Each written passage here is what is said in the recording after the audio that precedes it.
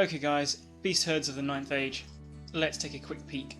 First off, I'm going to say I'm quietly excited about this. I've got quite heavily into Malifaux over the last couple of months, and I've still been playing 8th edition and enjoying it.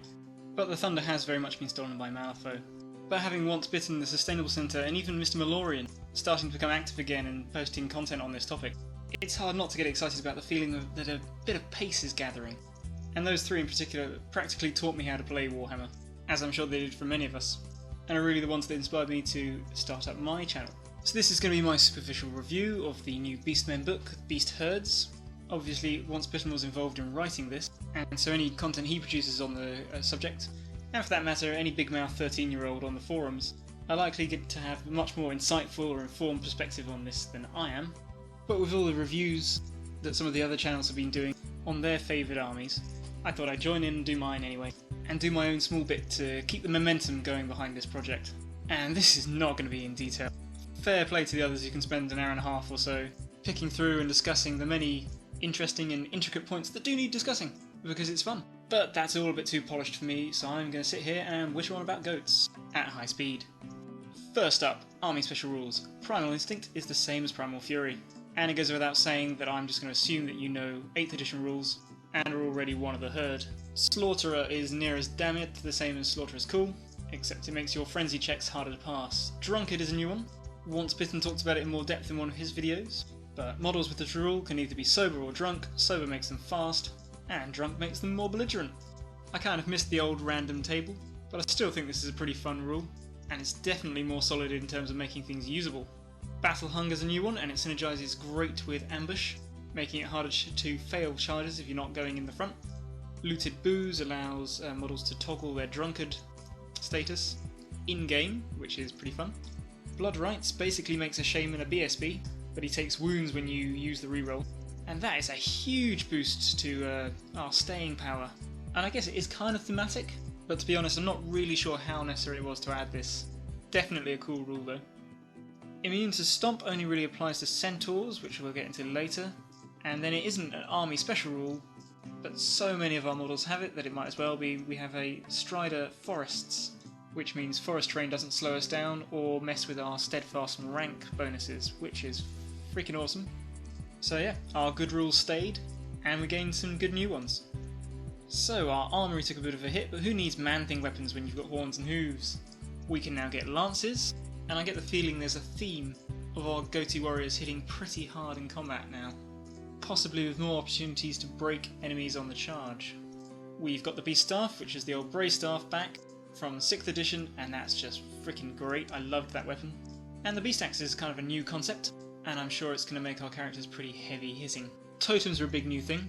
Basically they're bound spells which certain units and characters can take, and they buff our units. I think probably I need to do a different video to really unpack this, but everything looks like it could be useful, and the Beast Herds now have a real toolbox in this. Magic items, pretty big purge, but some of the really flavourful items have survived, including a couple of the ones that were a bit crap, but which I always wanted to play, which have been reincarnated as the Hunter Spear and the Bramble Hide. So I'm pretty happy with that. The Ramhorn helmet has obviously remained, and the Beast Banner, same as ever they were. We've got a new Pillager icon, which gives most of our fast stuff a 12-inch Vanguard, and that looks absolutely bananas, as Chariot Spam still looks to be a viable build. The Herdstone has changed into the Seed of the Dark Forest. Basically looks like it's become more useful and cheaper. Great stuff. And it's also dripping with lots of gribbly flavour, which is great. Crown of the Trueborn Beast looks to be the weakest of the lot, I think, as our leadership didn't get worse and rerolls now abound, but maybe I'm missing something. So we seem to have lost all special characters, which is on one hand a shame, but on the other hand I don't care because I never used them, and Warhammer to me was always about customising your characters. And speaking of which, we retain the 3 Lord level things we could take. They all got cheaper, stayed virtually the same, with some differences I spotted being that the Minotaur Lord can make Minotaurs cool, one unit anyway, and I always loved that kind of thing because it felt like you were getting a bit of a freebie, and this just allows us to pack so many more Minotaurs in, which is perfect. And the other things to note are that the Minotaur Doombull thing now has Primal Fury or Instinct, which is scary, and no Blood Greed, which means we lose the fun of having that supercharged 10 attack death machine but we can actually run things down now, so I'm prepared to take that hit. The Shaman, yeah, pretty much look the same. I suspect the special stuff with this is going to be in the new magic laws, and I'll do that in a separate review. Beast Lord is still pretty durable and killy, but he's now actually filling more of a support role, which I always felt he should, in that he allows us to take a magic banner in core, and that was something I always thought was totally unfair, with the Beastmen seeming to be the only faction that couldn't just give magic banners to whatever unit we wanted. So the fact that there's one banner in core is still kind of in keeping with the theme that the Beastmen's equipment is kind of made of wood and poo, but also gives us a bit of core flexibility. And how many magic banners are you going to need? One, I think it will be more than enough. But one of the biggest things with this guy is his ambush support, where he can choose one of 3 traits at the beginning of the game. Stalker gives us a reroll to come in, Stampede lets us try to come in on the first turn, so long as we went second, and Pack Howl allows us to put all our eggs in one basket and bring 3 units in with 1 dice roll, or potentially not in. And where this flexibility in ambush buffing becomes huge is when you realise that virtually your entire army can do it, and ambush is now just 3 up, the unit comes in, and it comes in wherever you want it. And I can see this just transforming the way Beastmen are played. Absolutely outstanding. Heroes stay pretty much the same. One thing to note though is that they can take totems, and characters with totems get access to all the different spells on the totem list at any point in the game that they want, which really ramps up the flexibility of our army. One thing not to be missed is that we can now get Centaur Chieftains. Hell yes! Centaur were thematically one of the coolest units in 8th edition, and were treated as a complete afterthought. So now being able to get a hero, and one that allows you to take a Centaur unit in core, is just fantastic. Thank you. One thing we are missing here is an Ungor Chieftain, but I can see for background reasons why they wouldn't have done that, so I'll let it slide. Delving on into core, pretty much everything's the same, apart from the fact again, the old Gore, which are now the Wildhorns. I think their champions can choose to take a totem, which is great. Ungor have changed into mongrels, and they are now insignificant, which I think means that they don't cause panic in other units when they run away. Such a simple rule change dramatically changes their usefulness. I mean, don't lie to me, don't lie to yourselves, how often did any of us really take Ungor before? And now I see them as just a viable option, with a great place in the MSU builds. We can now take chariots in packs, so multiple models in the same unit, which amplifies their hitting power if that's what you want to do, and with them still being strength 5 and dropping 10 points, gives us some pretty hard hitting core.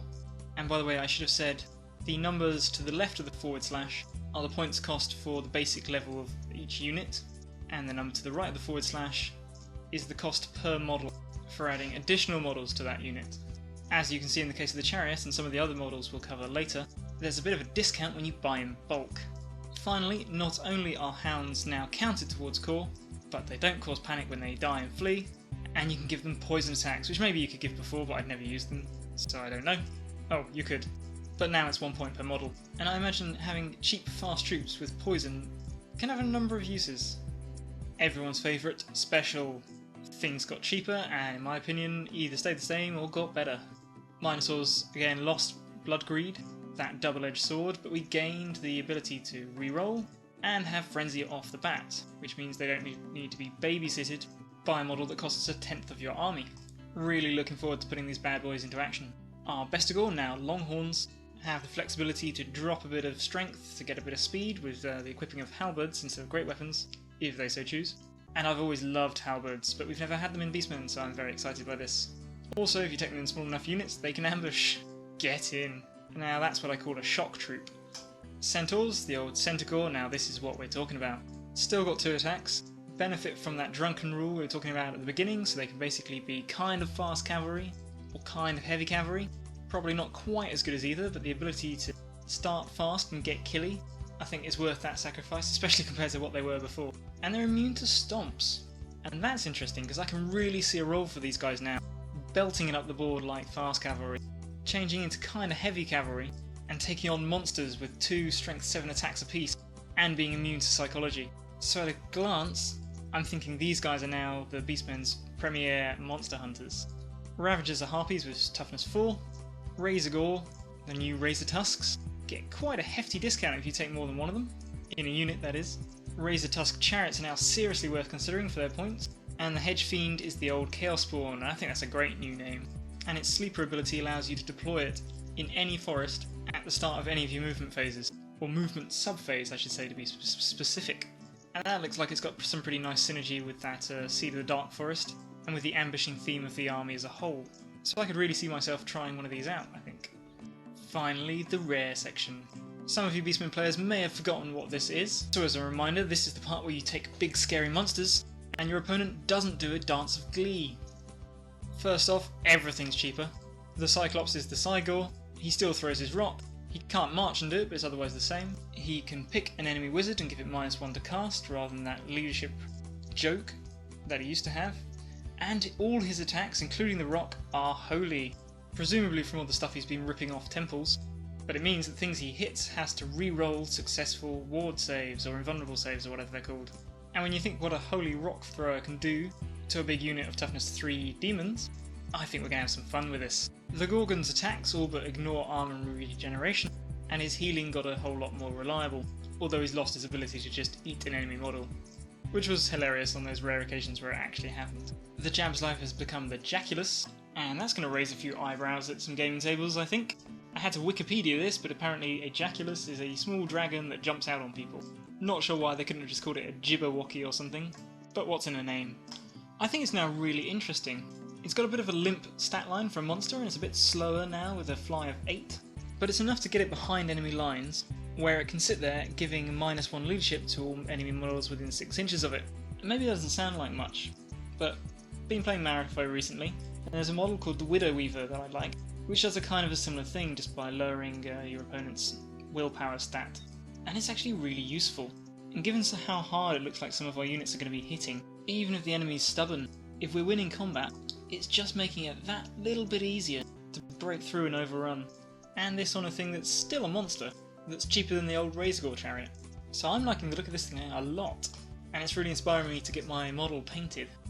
Giants were always hilarious, and now the Beast Giant gives us quite a cheap one that can ambush and benefit from the booze rule, making it pretty nippy, I think.